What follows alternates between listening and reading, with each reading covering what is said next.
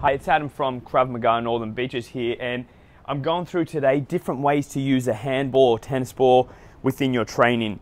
So I like to sometimes mix up my training to add variety. So if you're always doing the same thing, you might get a little bit bored, but then by using different tools or different methods or different techniques, you're going to enhance some variety and then add new skills to your training. So using either a tennis or handball. Handballs are good for bouncing. You can use the tennis ball as well. The first thing that I like to practice is just your basic footwork. So from your fighting stance, moving around but bouncing the ball. So you're working on coordination and your basic footwork. You can use one hand and then change hands. This is just basic footwork and movement. At the same time, you need coordination to be doing the bounce and the footwork. If you want to take it a little bit to the next step, move around more.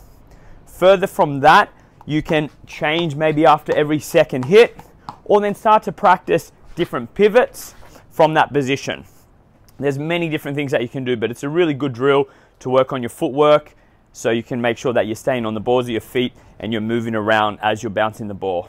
From there, another good technique that I like to use with a ball is using it to actually catch as I throw a strike.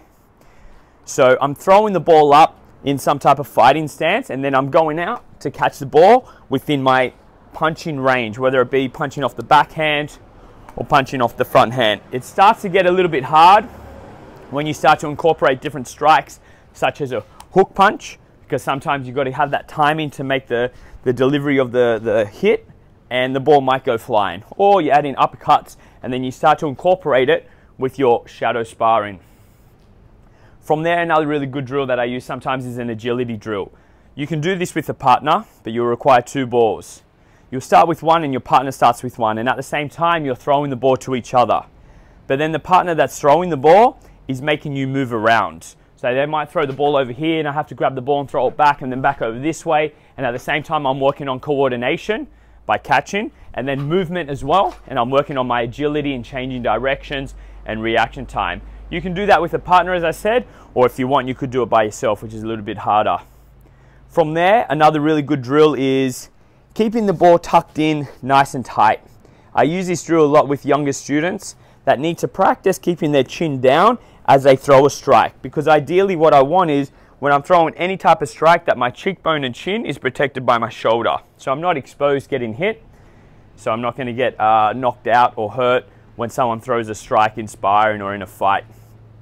So I tuck the ball in nice and tight, and I tuck my chin in as well, so the ball is lodged in here. And from this position, I'm starting to throw different strikes.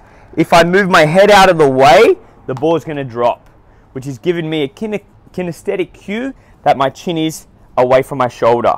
So I want to keep everything tucked in, and then when I remove the ball and I throw the strike, I can feel my shoulder touching my cheekbone or chin, and I know I'm in the right position. Another really good drill using a ball is starting to do some type of strikes with the ball. So I've made this jab ball. You can buy them online. It's just elastic with a tennis ball. You can buy larger balls, which is what I recommend, like the tennis hot shot balls, which make it a little bit easier for you, especially if you're using just your hands to strike. The ball is going to be larger, which means you're going to have greater success in hitting it. It makes it easier. This drill is really just working on coordination. In this case here, instead of making the ball larger, because I haven't purchased yet the tennis hot shots ball, which is twice the size of this, I'm going to put gloves on.